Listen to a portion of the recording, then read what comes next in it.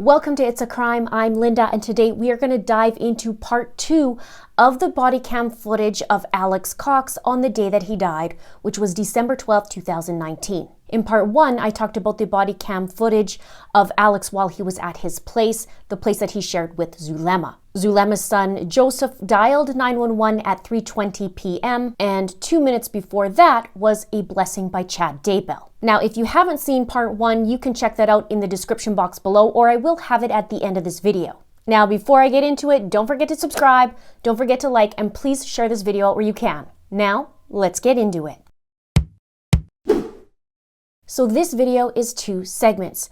The first is body cam footage at the hospital where Alex was just transported, and Zulema is there as well. In the second body cam footage, Zulema is still at the hospital and police are at her house waiting for a search warrant to be authorized. So we hear Zulema talking to the officer who is at her house. Now, just a heads up, the footage is blurry, and so what I'll do is I'll play a little bit of the footage and then we'll have a little chit chat about it. So in the beginning of this footage, Alex is being worked on and given CPR. As I said, the 911 call occurred at 3:20 p.m. on December 12, 2019. CPR started at 3:29 p.m. Alex was transported to the hospital after working on him for some time at the home. He was still getting a reading with the medics, and that's why he was transported and not pronounced deceased. They kept on working on him and they were getting some sort of activity. So from Zulema's house is about a 12-minute drive from her home to Banner Gateway Hospital. Obviously, it'd be a little faster by ambulance. Now, once I get into the footage, if you look at the top right corner of the screen, you're able to see, even though it's a little blurry, but you'll be able to see them administering CPR on Alex. Let's get into it. Hey, Mr. Griffin. You called? Okay, somebody called me. So, all right, thanks. Okay, 85, thank you. You want the Doppler? Can someone relieve the compressor? Yep. Sit down next to him. Up next to him, Alex. Just want the bed lower? Okay.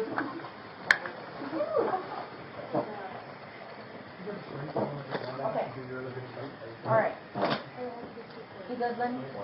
Okay.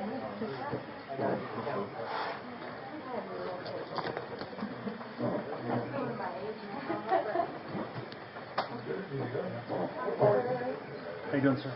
Not too bad.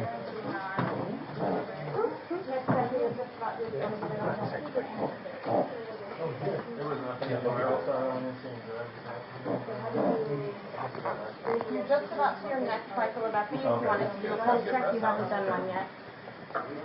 Yeah, good breath time. Good job, Alex. You're at 3 minutes since your last epi. We just need a pump, right? Yeah.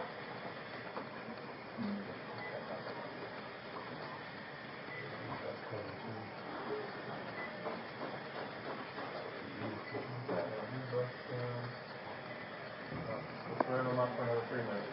Another round of these. I'll get the ultrasound next time. Is there no pulse with that, I assume? Now, while staff are giving CPR, they are also talking about epi or epinephrine and the timing of the last dose. There are quite a few people in the room, and later on they're going to talk about how there's 20 people in the room, something like that, including an officer who has been ordered to stay in the room. Next clip. Sorry to be in your way, guys. No, you're good. I'll just move over here. Yeah. You gotta get a little line, and then you're good. One of epi in, one of epi, thank you.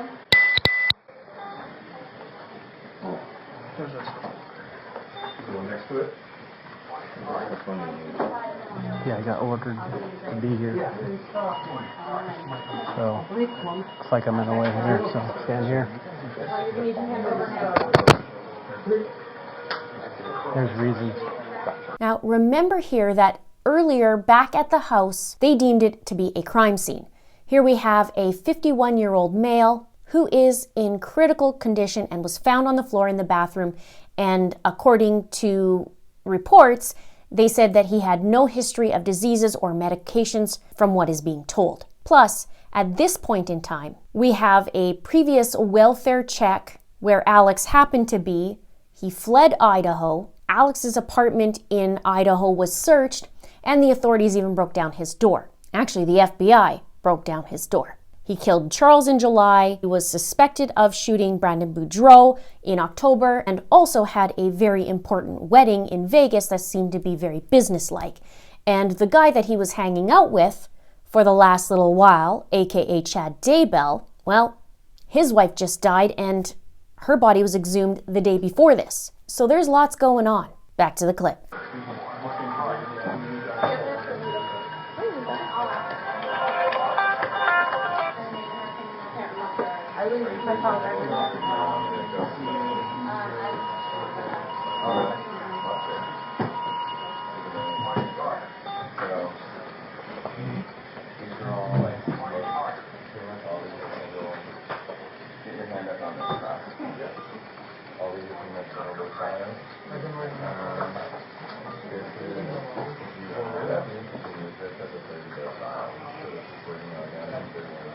You sit there and hold it like this the entire time? Yeah. Okay, good. Put it on the floor eventually. Put it over there.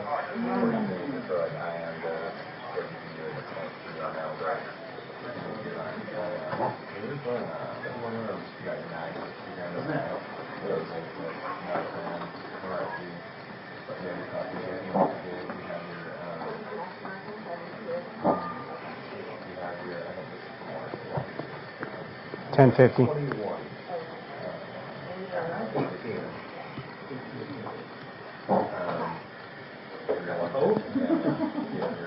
4 pole and 3 on 6. Come on behind her. Count over. Count it down. 5, 4. Who is this? Thank you. 10-4. I'll double check that I have your number, so 1 second. And title 16. Will you get, let's get a cover them up. And title 15. Until we can see it, title item 14.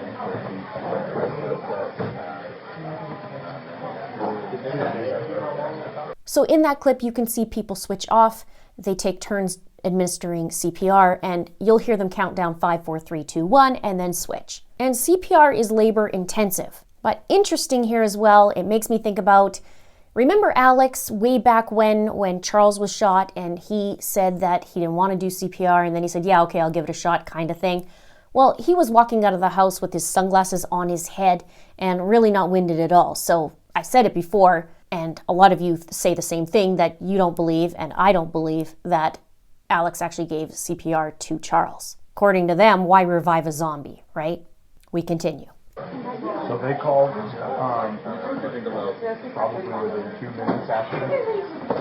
She was in the bathroom talking to her son.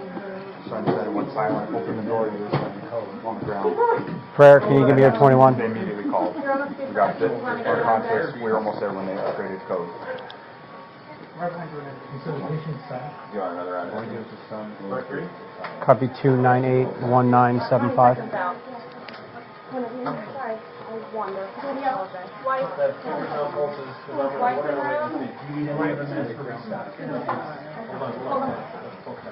No, I'm in the Oh, yeah. Terry's got the other machine. And then call me when you message. Here's what's interesting here. Whoever is talking said they called 2 minutes probably after he was in the bathroom talking to someone and then went silent, opened the door, and he was on the ground. Now, this person who's talking could be his understanding of what happened. But at 3:15, according to Zulema and the police report, she called Joseph. And at 3:18 was the blessing by Chad Daybell, according to Zulema, who was looking at her phone. And at 3:20 was the call to 911. Now, in my last video, I did talk about discrepancies because there are some. And in the police report, it says, On December 12, 2019, Alex was awake when he received a telephone call from his mother. She asked Joseph to go check on Alex. She has never called Joseph and asked him to check on Alex in the past. Joseph did not know the reason why his mother asked him to check on Alex. The telephone conversation ended, and a few minutes later, his mother called him a second time. Joseph said she sounded serious when she asked him to just call the cops and told Joseph she was on her way home from work. Joseph knew the request had to be serious because his mother never left work early. Alex ran into the master bedroom and opened the closed door of the master bathroom. As soon as Joseph looked inside, he observed Alex was lying on his right side with vomit coming out of his mouth. Joseph stated there was, and it's redacted, but we believe now is feces on the bathroom floor. Alex said he had to look away due to the smell. Okay, no, that wasn't Alex, that should be Joseph. Joseph immediately called 911. The 911 operator asked Joseph if Alex was breathing, and Alex told the operator Alex sounded like he was exhaling. And according to Zulema and what the police report says is, later in the day, Alex had a friend, Chad Daybell, give him a blessing over the phone. And this is either Chad or Lori here, then texted Zulema and told her Alex was not doing well and she would leave work and go home. In my last video, I talked about how Zulema's lawyers stated it was Lori who called Zulema to go and check on Alex because she was worried. She called Alex and he was having a hard time talking to her. She told him she would drop off her client and come right home. She said she was in the area of Higley and Baseline and was not far from home. She then called her son who was at home with Alex. She told him to go to her room and check on Alex. He stayed on the phone and checked on Alex. She could hear her son telling Alex to stay on the floor and not to try to get up. Zulema told her son to call 911. She arrived home and her son met her at the door and told her it was really bad. Now be sure to check out part 1 because I talk about the timing and how odd it is at 3:18 to have a blessing from Chad Daybell when Alex was supposedly already on the floor unconscious. And why would Joseph not phone 911 right away, which he said he did, and Zulema said he did? So who answered the phone from Chad Daybell, right? So in one statement, Joseph stayed on the phone, which according to Zulema was at 3:15 p.m., and she checked her phone in front of the officer on body cam and said at 3:18 was the blessing from Chad Daybell. But she said her friends, which we later found out was Chad Daybell. She says Joseph checked on Alex right away and found him on the floor. And in another statement, like I mentioned, Zulema said she called back, but only on the police report, because Zulema didn't say that on body cam. Now, in this next clip, you can see who I believe is Zulema walk to the end of Alex's bed at the hospital and start talking to Alex. Alex, I know you can hear me. You need to come back to me, honey. I know you can hear me. Come back. Okay, yeah. Yeah, they're still working them right now. We got like 20 people in this room. So, yeah, no problem. You bet. Alex, you know you can hear me.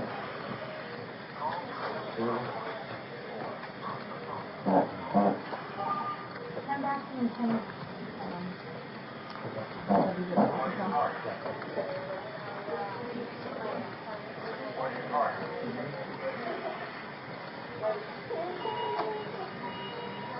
You do first, Effie. Wade did first.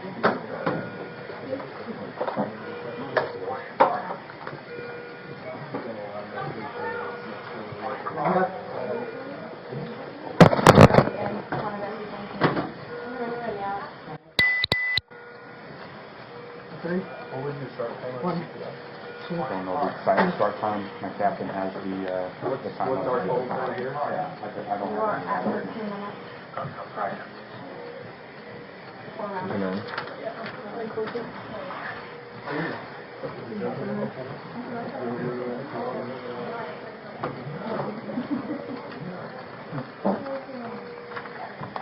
Did you go ask Andy what time we started confessions? Copy that.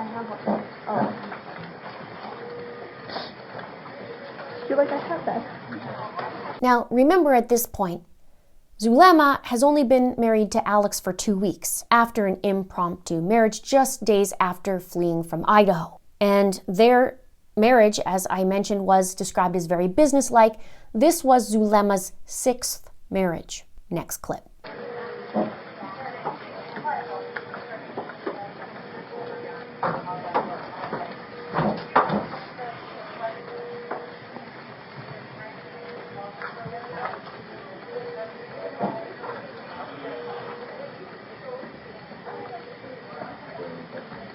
15:29. Doc, 15:29 is when we started.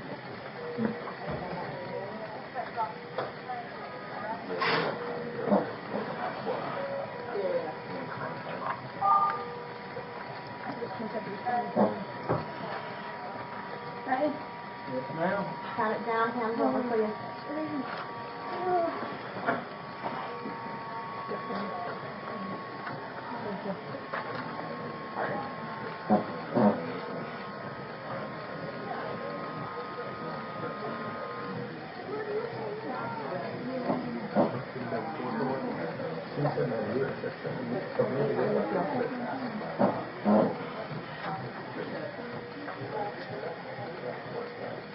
We've been doing CPR for about 45 minutes now, and it's fucking really not responding.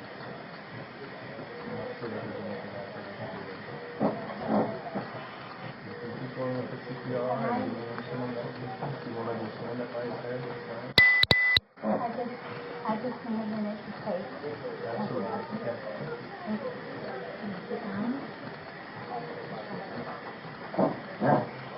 So at this point, it's been 45 minutes that CPR has been going. Now, I talked to my hubby about this because I was wondering what the repercussions are after somebody goes through something like this and has been down for 45 minutes. And he said he recently had a patient where he was down for that long and they actually got a pulse back, and the guy ended up being in the hospital and then just came out and he was good to go. So he said as long as they're getting oxygen, it should be okay. As you get older, from my understanding, not so great to recover, but I guess everybody's different. And in that clip, Zulema says something to the effect of, "I need a minute to think." And I believe she just goes and sits on the floor. It looks like that anyways, I'm not sure. Now next, you'll see Zulema move towards the top left side of the bed, near Alex's head, and then they're giving CPR there, so she ends up going back around and then onto the right hand side.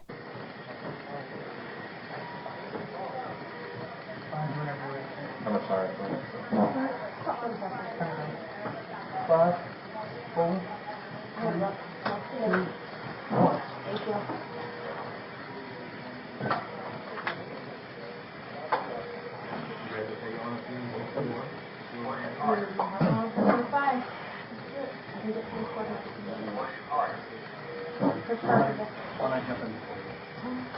Well, where's our policeman? What did he do with those?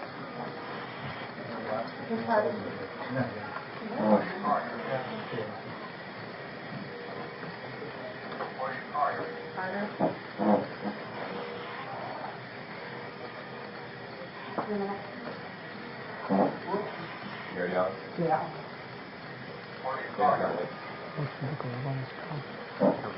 More of that one. Okay. 3, 2, People kept sitting next to her trying to. You want to go stand over by?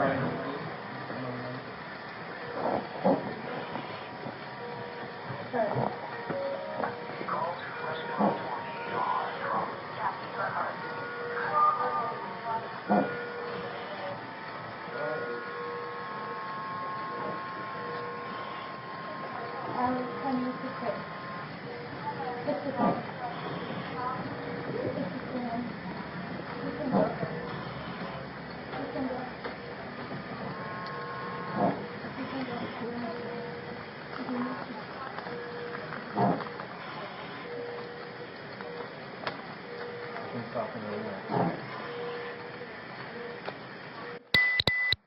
Can you do this? We'll get his heart one more time, and I'll sit for a second. Go ahead and hold it.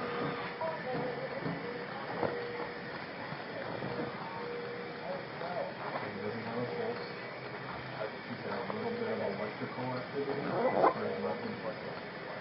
And that's the sort of version that doesn't come back. It only comes back sometimes with medications, and we give him 13 doses of it. He's not responding to CPR or whatever. Now, it may be a little hard to hear, but Zulema says, "Alex, honey, it's okay. You can go. It's okay." Now, I was thinking about it, and I'm not sure if she said an "I love you" at all there. It didn't sound like it, but doesn't mean she didn't say "I love you." But it is hard to hear. So just curious about that. Whoever was in the room, if she actually said, I love you to him, it'd be something I'm just curious to know. Now, CPR is then stopped and Zulema is explained that Alex doesn't have a pulse and has a little bit of electrical activity. And at 4:19 p.m., Alexander Lamar Cox was pronounced deceased, 1 hour after 911 was called. Let's go to the next clip.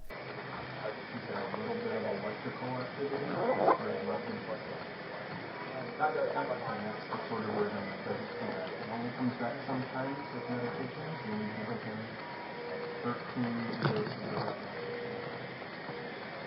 He's not responding to CPR or whatever.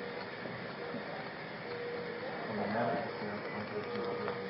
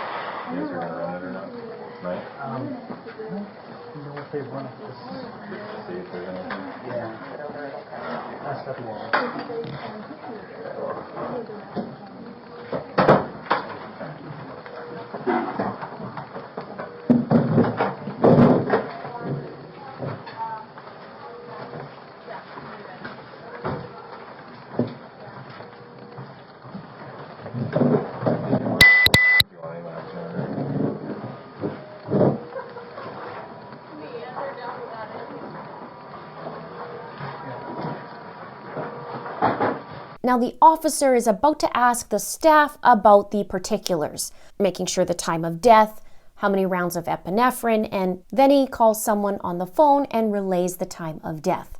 Hey Doc, 1619 when you called it. I hear Hey, it's Brett. 13 rounds of epi. Yeah. Okay, never mind. Okay, you got 8 in the Message today. Message from Nicole Rankin. Brett. 8 in the field and how many here? Oh, okay, 5 here. Got a few other CPR going track.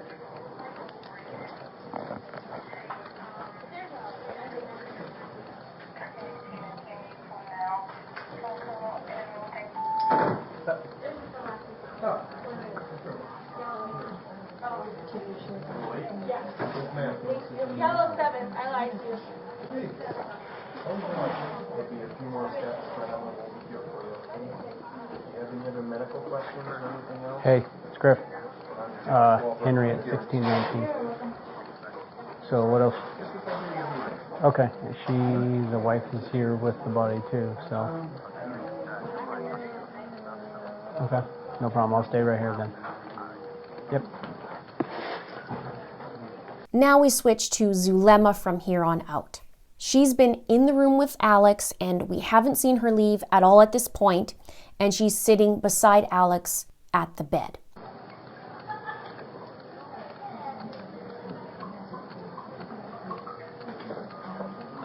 called my kids, but they were going to go make sure that my son was asleep first. I think so. What is the number? My oldest daughter's name is Megan, M-E-G-A-N. My youngest daughter is Sarah, C-A-N.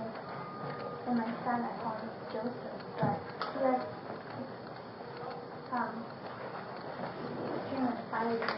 Yeah, I won't come with you too. Your daughters can find out where they are.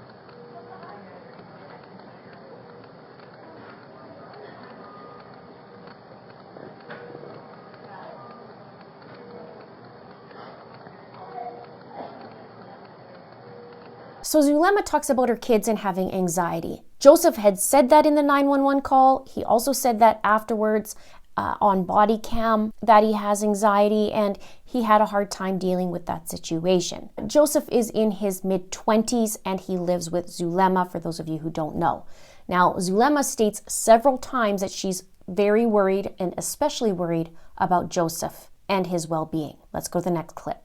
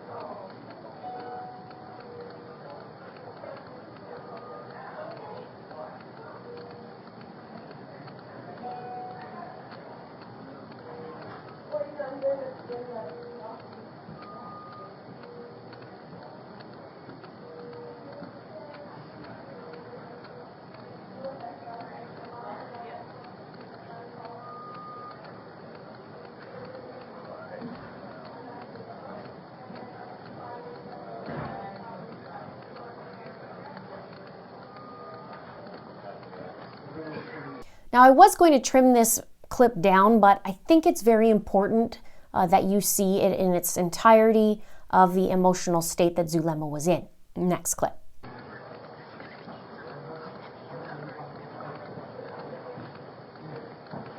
I'm not here for the ME reasons. Probably. Well, I'm assigned here by detective. So, yeah. Now, obviously the staff is wondering what the heck is going on because they see an officer there and he's saying, hey, I'm not here for ME reasons. I'm not here for the medical examiner reasons. And she goes, a different case? Yeah. And, he can't say too much. So naturally, they're wondering.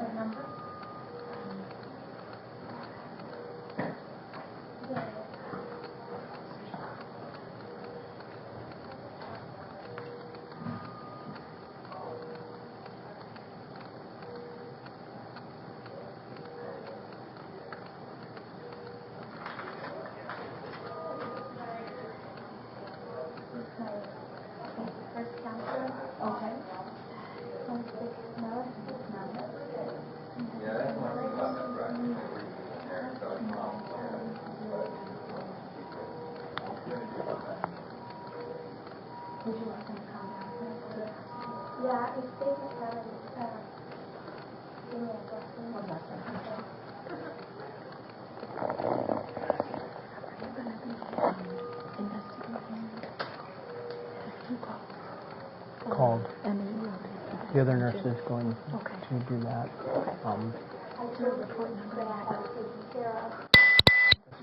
Point, this is, I'm here for other reasons. Other than this. Oh, okay. Another case. Yeah. So then, I am, but yeah, Griffin, what's your cash? 3261. Cialis and Chaplain. I get you more information when I can. We have detectives around. He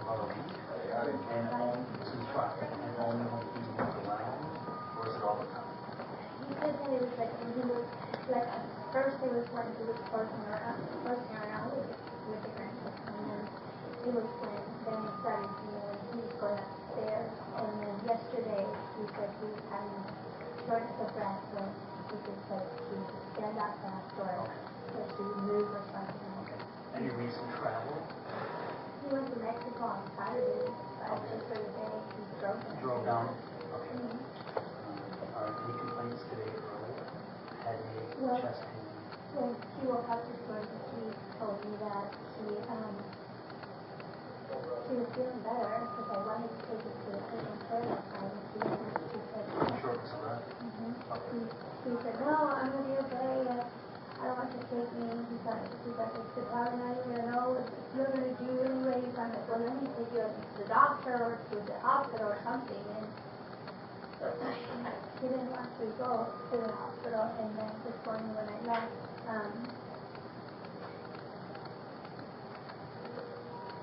he said he was okay.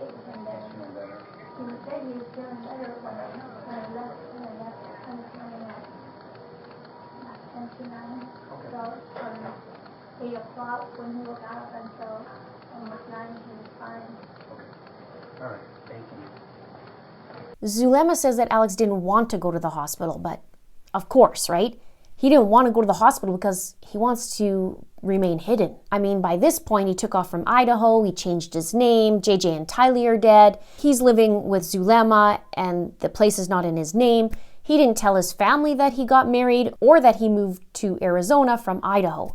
And he hadn't been working for 4 months, and for those of you who don't know, Alex was a truck driver. He had taken months off from the time he moved from Arizona to Idaho, and before that he also did gigs as a comedian. Let's check out the next clip. We find out exactly what he got across the border in Mexico. Did he smoke at all? Never smoked in his life, never drunk in his life, Recreational drugs? never tried a drug in his life. You just go down and just He doesn't even drink coffee. Oh. He drinks Dr. Pepper, that's his biggest. Went down to Mexico for... He went to get some CPAPs and some Cialis, and then to refill my Levoxel. Okay. But again, no surgeries, no chronic medical problems? Nothing. He's healthy.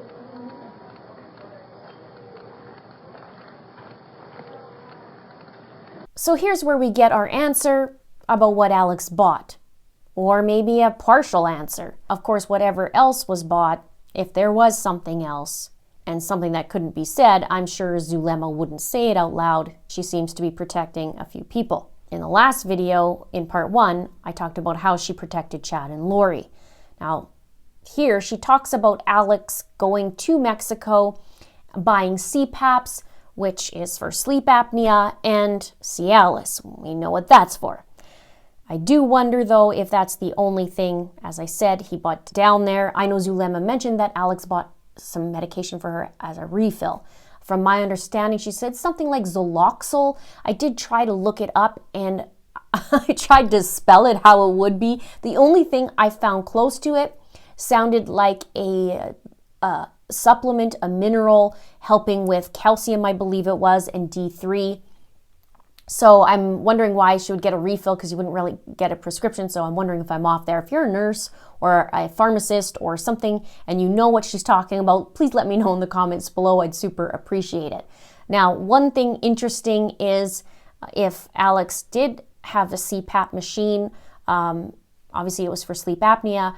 In Canada, I think it's a little bit different than in the States. I'm told that you actually need to go to a specialist to get CPAPs. Now there's more medical history than we think, right? And I did more snooping around, and I guess it's only 68 cents a pill for Cialis.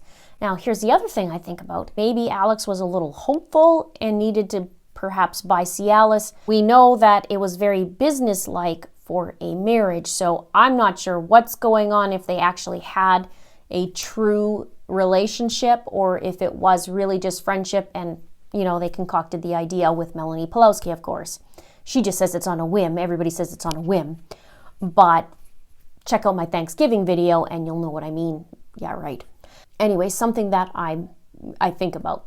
So maybe he's either hopeful or maybe things were going on there, but you gotta wonder. Let's go to the next clip.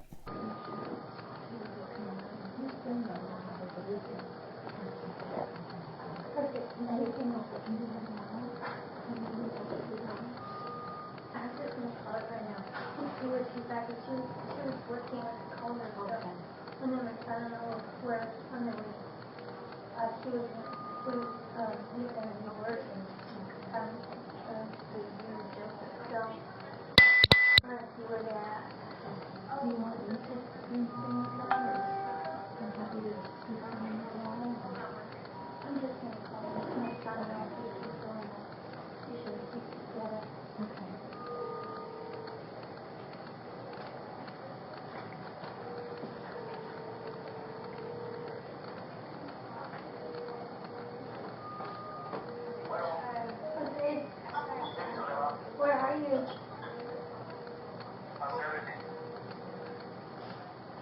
You okay? He's gone, Jose.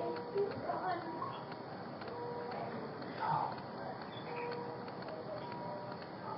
How's Joseph doing? He's okay. Megan, it's almost there. Okay. They, you know, but Megan probably won't get the keys. I'll take care of Joseph. Okay? Okay. So, try to remember all the time. And, you know, I'm so sorry. So, I don't know what to say. This is so crazy.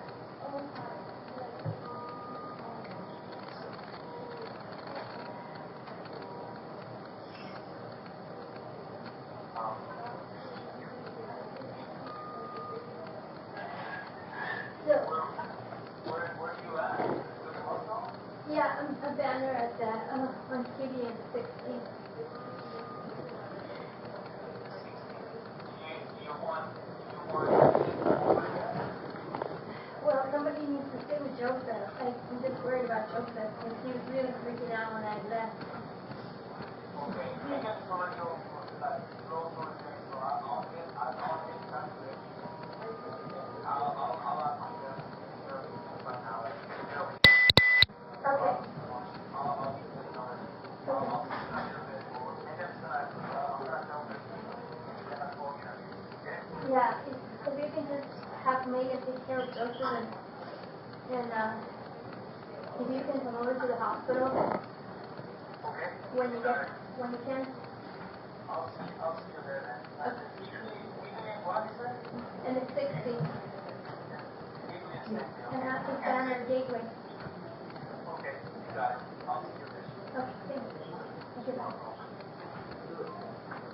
Jose is Zulema's son-in-law, and as soon as he came to pick up Zulema, he talked about getting a lawyer.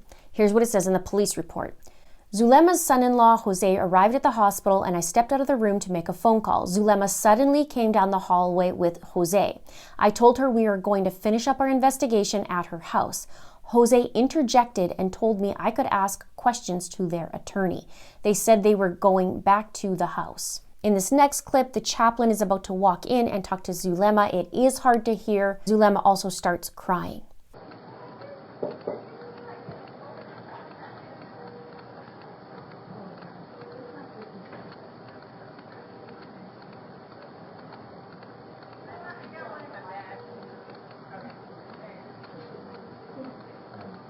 So sorry. My name's Terry. I'm the chaplain.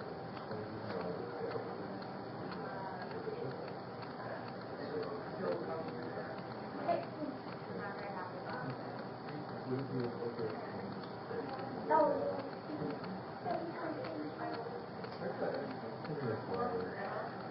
Thank you so much for taking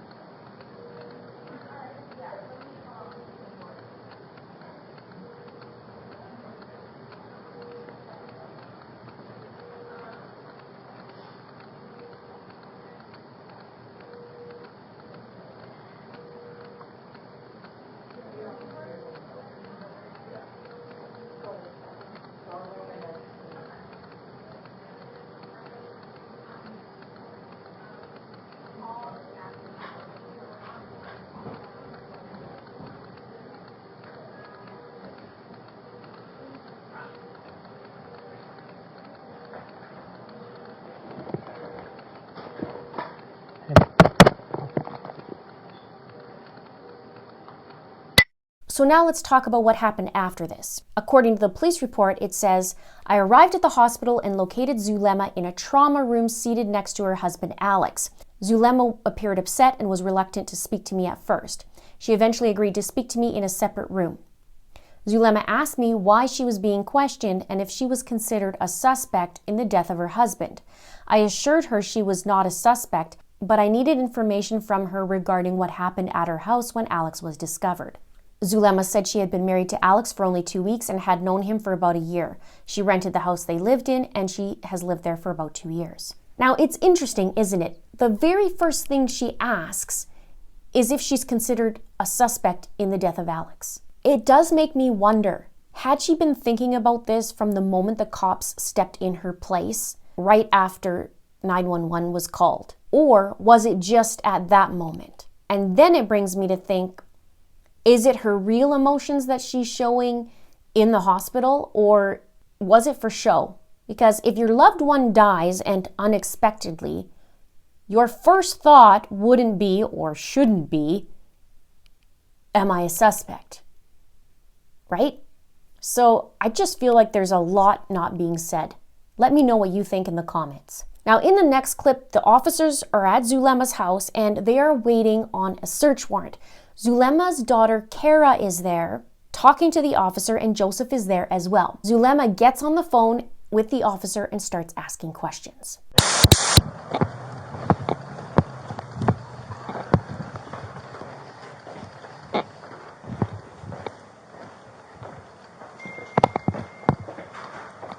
Hello. Hello. Do I need to I'm get Mark my mom- Warden. What's that? Do I need to get my mom back on the phone? You can if you'd like, or you can just talk to me first, then we can see if she needs to be on the phone. Hey, here's somebody that they're coming to talk to us. I just thought you'd be on speaker so you can hear what they're gonna say. Yeah, Hello, my name is Mark Warden. I'm a sergeant with the Gilbert Police Department. Who am I speaking with? You want to bring him in? Zulema. What can I do for you, ma'am? I'm just wondering, is it possible for you guys to wait outside?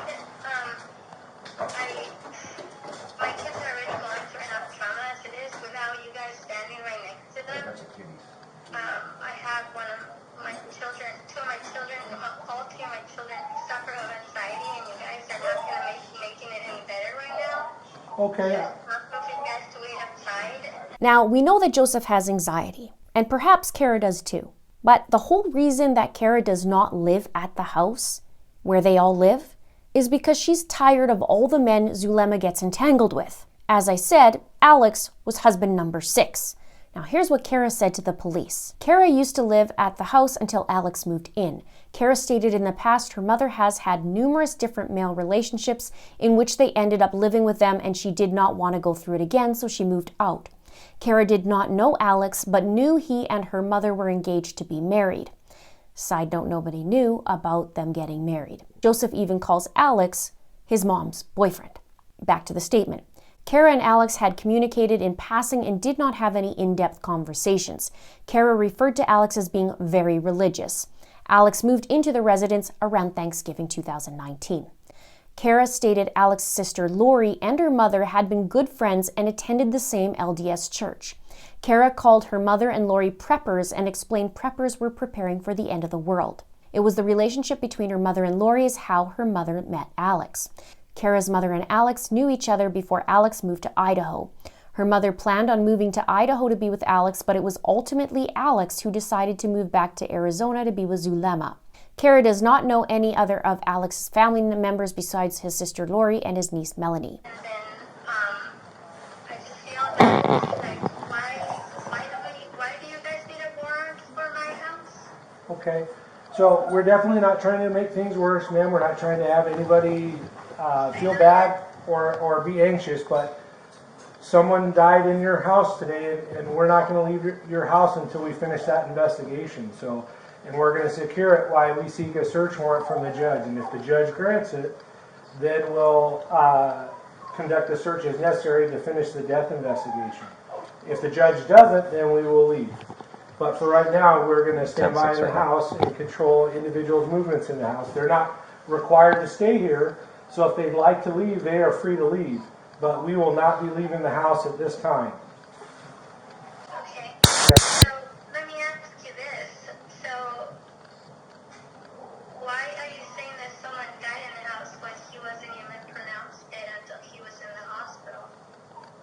Well, the incident started here. I get that he was pronounced deceased at the hospital, but all of that started here. It didn't start in the hospital. It started in this house. Okay? And like I said, we're not trying to traumatize anybody. We're not trying to push this. And okay, you have your right to that opinion. I understand that, man. We have a job to do, and unfortunately, sometimes that ends up making people feel uncomfortable. That's not our intent, but we have our job to do. So that's kind of where we stand right now. And your children that are here are adults, and they're free to leave. We're not holding them here. So, but we are going to hold the house while we seek the search warrant. So, and they're not necessarily free to move around the house and just go do whatever they want. So they can leave the house, they're free to leave that, but they're not free to wander around the house while we secure it. So Zulema here pushes back and says, yes, you are, about being traumatizing to the children. I mean, these kids are adults. They don't need to be there. It does make me wonder what's in that house. More importantly, what's in that holiday basket. I keep talking about it. I'm interested, and I'm wondering if photos were taken of any kind of supplies or if there was any holiday basket even being made. Back to the clip. Okay. Okay? Okay, I'm gonna get a hold of my lawyer and see if then he can maybe give you a call back. Okay. I have no need to speak to your lawyer because it's not going to change anything, but you're more than welcome to give him a call. You have every right to. Yeah, that's what I'm doing right now. Okay. Are you guys on your way here? I'm gonna leave right now, whether they want me or not. I'm just gonna go to the house. Okay. I'm just hoping that they would let me say goodbye to him because they took me away from. They took me out of the detective took me out of the room. Okay. So this is interesting. In the hospital footage, we did see Zulema by Alex's side. We hear her say at the end, if you want to go, it's okay, Alex, honey, you can go. She was also sitting right by his bedside when they called his time of death. So I'm not sure what she means by she didn't get to say goodbye. I mean, it could be all kinds of things, obviously, but I find it interesting. Also, Alex didn't have any sort of funeral. He was cremated, but no funeral. And he was listed as Alex Cox, not Alex Pastenes. Both interesting points. Oh, and of course, Lori didn't make it to the funeral. Why not, Lori? All right. So, and Jose's giving you a ride home? Yeah, Okay. I don't have a car. Okay, that's fine. Just making sure you have a ride. Okay. Come here soon. Okay. Okay, bye. Okay. Do you guys have any questions for us? Okay. We can try and answer them anytime. If you have any questions, just let us know. Okay? And like I said to your mom on the phone, you guys are free to leave if you choose to. You're just not free to wander around the house. Okay? And we have a responsibility as investigators to determine, did something bad happen or is it just natural causes? And we do that because now Alex can't speak for himself for if something bad happens. So that's why we do that. Okay? All right. Now, when it comes to the search warrant, here's what it said in the police report.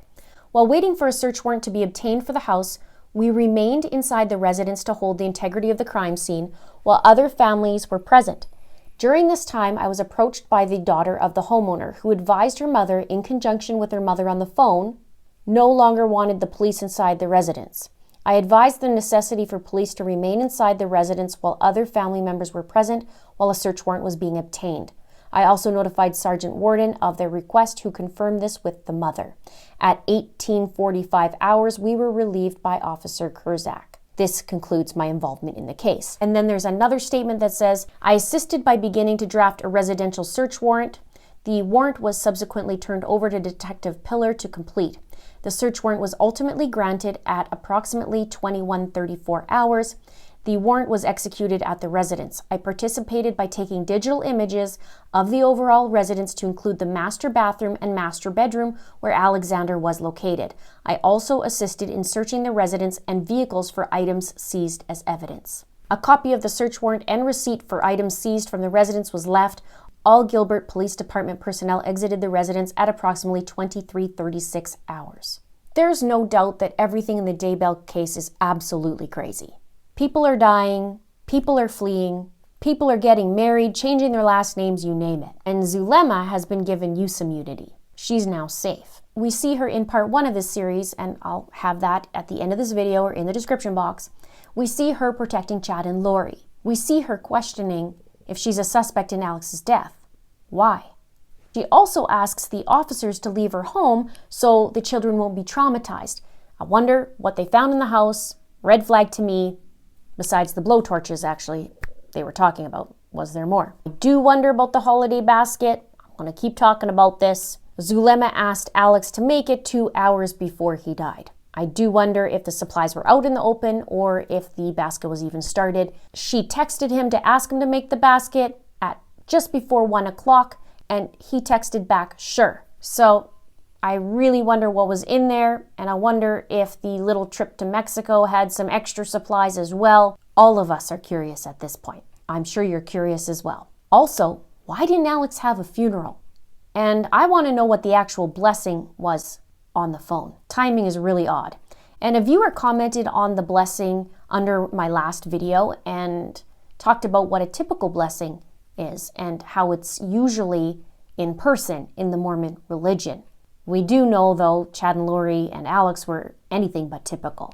And the weird thing, too, Zulema was asked about family members on body cam by the authorities.